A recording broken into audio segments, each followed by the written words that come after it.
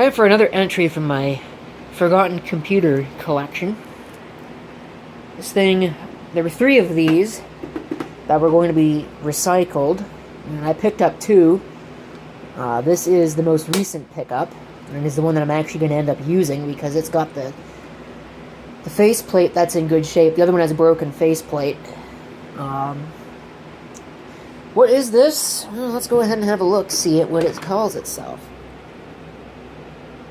Assuming the camera will focus, which it looks like it won't without assistance. Acer Aspire AX1800-E1232. Windows 7 Home Premium. It's got a Pentium dual-core E5400. It says 4 gigs of DDR2. It's not what it's got in it now. 640 gig hard drive. I didn't get that. And I did not get the DVD drive either. NVIDIA GeForce 7100 integrated graphics. So this thing could have been a real powerhouse. If I remember right, these things were used to drive TVs. And they sat there for pretty much their entire life just driving TVs. And then they got upgraded. And they were subsequently thrown away. Unfortunately, I don't actually have the drive cage for these. So I've had to get a little bit creative with mounting the drive. And if we go ahead and we turn it around here, it's very lightweight. The other unfortunate thing about these is that you can't reuse this case, even if you wanted to. Number one, it's only got 2 slots. That would still be good for a mini ITX system, but it doesn't have a standard I/O shield. Now, I suppose you could probably cut that out, and with a Dremel tool, and install your own I/O shield. I've done that before, but, you know, I'd really rather use a case that's designed to have a replaceable I/O shield than modify a case for my own purposes. It does have a case screw. I don't know where it went, but I've certainly got screws to choose from. So I can add that back. This looks like a TFX power supply, but I think it's a little bit bigger than TFX. I'm not sure, though. So probably proprietary. Of course, it's got its Windows 7 license. As far as ports, you get your usual audio. Looks like surround audio and SPDIF digital output. Onboard Ethernet gigabit, 4 USB ports, eSATA, VGA. Come on, focus. Stay in focus. You get a serial port, which is interesting. HDMI, 2 PS2 ports, which again is very interesting, considering the system does not have IDE. And on the front is where your optical drive would go if you had one. And up here, rather interestingly, you get a card reader that reads both CF cards and, you know, your usual SD, XD, and whatever, memory stick. You get 5 additional USB ports, FireWire, and audio. So this is a rather full-featured system. You can go ahead and flip it on its side again, and pull the cover. Show you my creative drive mount here. I just screwed it into the front of the case because there are little, I suppose they're vent holes. This was a free drive. I think this is an RE4. I have to hook it back up again. Forgot to do that. But I think this is an RE4 drive. And it says bad, but I can't actually find anything wrong with it, other than maybe being a little slow. But that said, there's no bad sectors. I think it's got like somewhere in the 20,000s in power on hours. But I don't know why this thing was just left for dead. I mean, it was erased and all that, but oh well, free 2 terabyte hard drive. It's got 1 gig of RAM installed in it right now. I'm going to be upgrading that to 2 gigs. And of course is the CPU and the heatsink. And this actually uses a rather nice backplate mounting system, no dumb plastic push pins. You get PCI Express. There's no PCI on this. The BIOS says that there are 3 SATA ports, or 3 AHCI ports is what it calls them, but I only see 2 there. Of course, 1 is being used. I guess you'd have 1 for the hard drive and 1 for the optical drive if you had this cage, but considering I don't have the cage, I won't be putting an optical drive in there. There's this little eject lever. I can't really understand how that works. Oh, I see how it works. Let me turn the video light on. Okay, so that's how this works. You can see that little flap right there. I would tap on the button to eject the drive. To an eject, flip this little door down. Really kind of an ingenious design. So, what's this power supply? Chickeny. That's strange. The other one was a light on. Let's see, what kind of wattage do we get? 220 watts.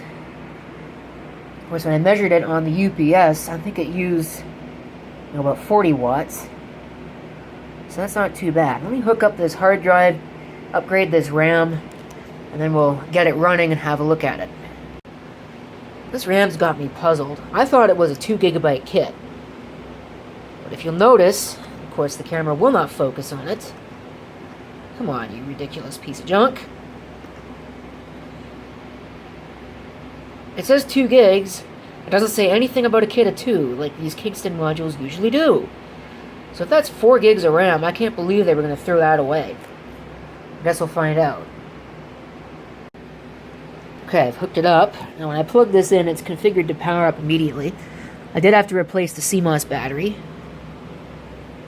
And it's on. Look at that. Doesn't that look nice? Oh, I forgot to change the RAM. Oops. So I'm going to have to pull the side panel back off again. Okay, I changed the RAM. Let's see if it actually still posts. Yes, it does. So that RAM's not bad. At least it's not bad enough that it won't post. So what do we have? Yeah, 4 gigs. I'll be damned. 2.7 gigahertz on the CPU.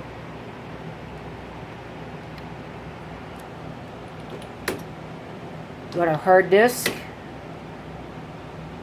2 terabytes in size. Smart as one. I have it set to halt on no errors. So there's all that. Leave it all alone.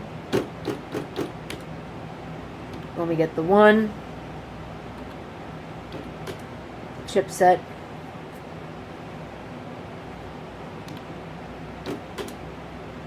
Is in AHCI mode.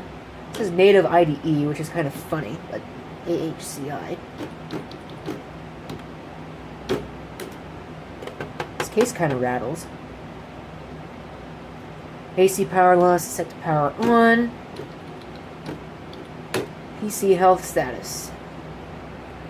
So you can see 29 degrees on the CPU. It's actually colder than the motherboard temperature, which is interesting. No idea what PECI mode means. But, there you go. Alright, let's go install an OS on this. Okay, I'm likely to get caned for what I'm about to do here, but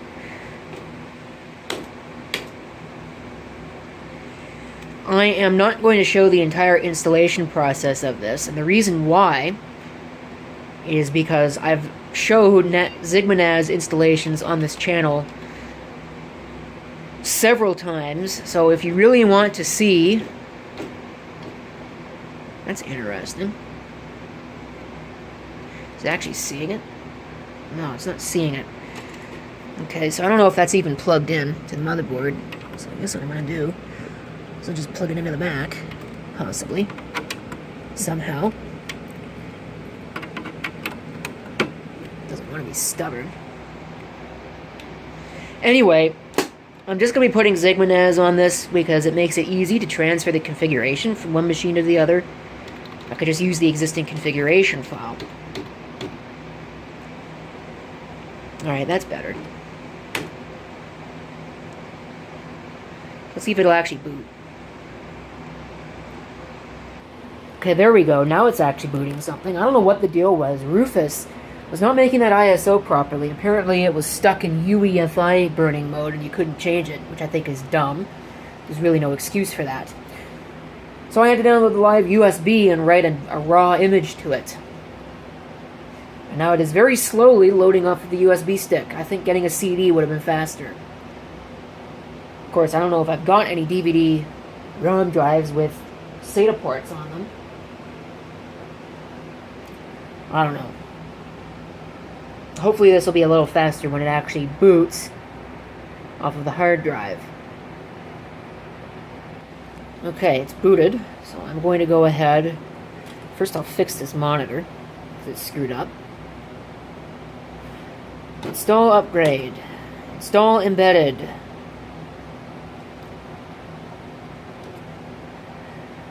You can do GPT or MBR. I'm going to go for GPT, sure, why not?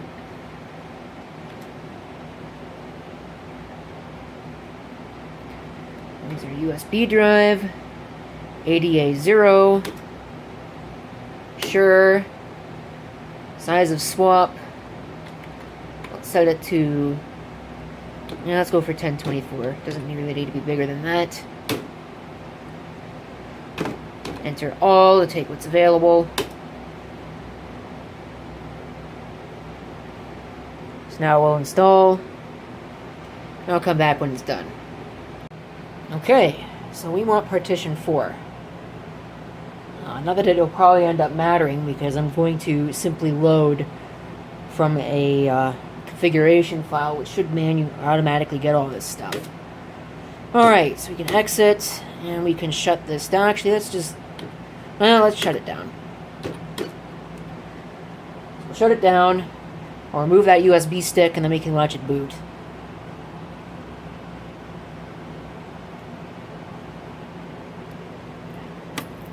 Pull that out.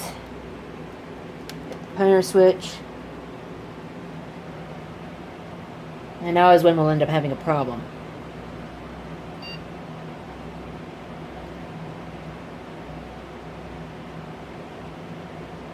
Okay. Yeah, look at that. So much faster than the USB stick. I don't know what the deal was.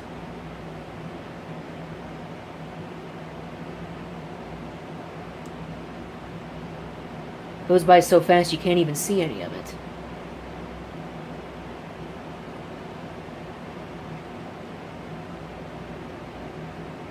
I think it's probably trying to load stuff off of the USB. Or, sorry, yeah, probably the card reader, actually, to be honest with you.